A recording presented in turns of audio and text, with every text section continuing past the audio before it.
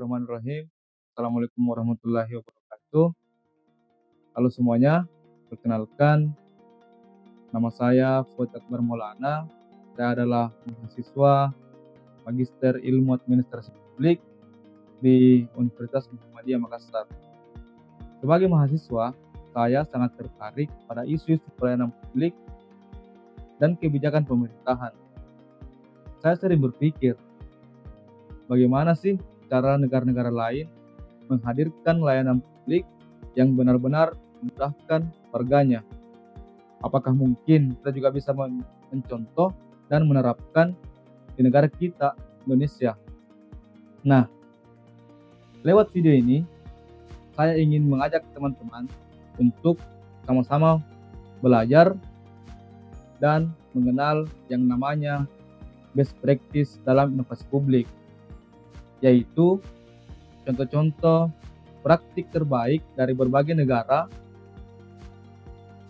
baik di negara maju maupun di negara berkembang, yang kemudian berhasil membawa perubahan positif lewat ide-ide cerdas dalam pelayanan publik. Kita akan melihat bagaimana sebuah teknologi kemudian digunakan untuk mempercepat birokrasi, bagaimana kebijakan lingkungan diatur dengan baik dan bijak, bahkan bagaimana layanan kependudukan dan keuangan bisa dijangkau hingga ke pelosok-pelosok desa karena keberanian untuk berinovasi. Harapannya dari pembahasan ini kita bisa mengambil inspirasi dan semangat untuk terus mendorong perubahan di sektor publik, mulai dari lingkungan terkecil hingga tingkat kebijakan yang lebih luas. Jadi, pastikan teman-teman menonton sampai akhir.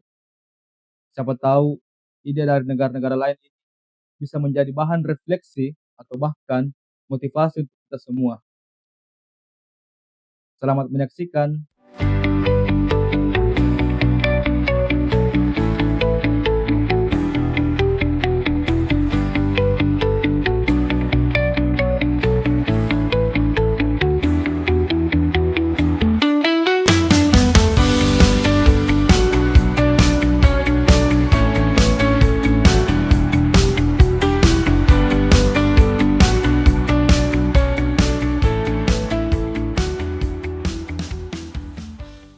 Halo teman-teman, pernah tidak sih teman-teman bayangkan mengurus KTP, bayar pajak, bahkan ikut pemilu, semua itu bisa dilakukan dari rumah, lewat HP ataupun laptop.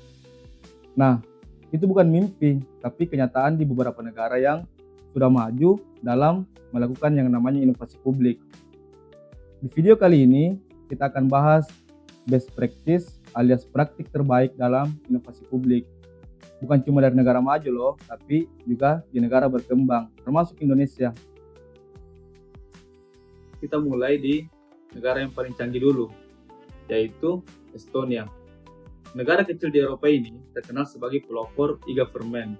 Mereka punya program terbaik seperti e-residence, e-tax, bahkan e-voting. Bayangkan saja, warga Estonia ini bisa mengikuti pemilu dari laptop dan bisa melakukannya di rumah. Sangat praktis bukan? Selanjutnya kita lanjut ke Swedia. Negeri ini adalah negeri yang sangat peduli dengan lingkungan. Mereka sukses membuat pajak karbon dan skema daur ulang yang bikin masyarakat makin sadar bahwa hidup ramah lingkungan sangat penting. Terakhir, dari negara maju, Singapura. Lewat program Smart Nation, pemerintah Singapura memanfaatkan teknologi seperti AI, Big Data, dan IoT untuk mempercepat layanan transportasi dan kesehatan. Wah, keren banget ya. Negara berkembang juga nggak kalah inovatif. Tapi tunggu dulu. Bukan berarti negara berkembang ketinggalan. Indonesia juga mempunyai langkah maju melalui digitalisasi layanan kependudukan, mulai dari eKTP sampai aplikasi Dukcapil online, semuanya bikin urusan administrasi jauh lebih cepat dan mudah.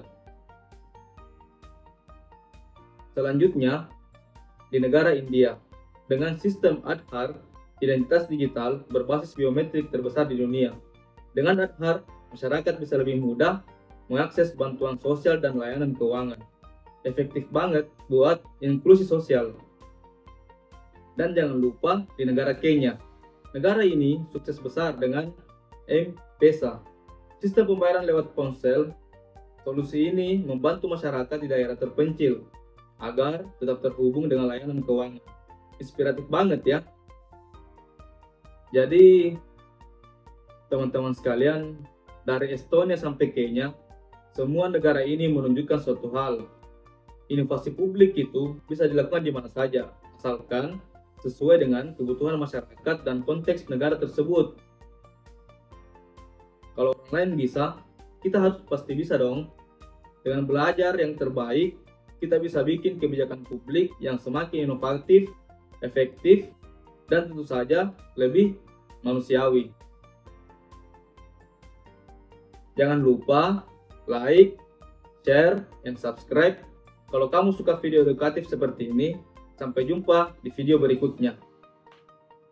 See you guys.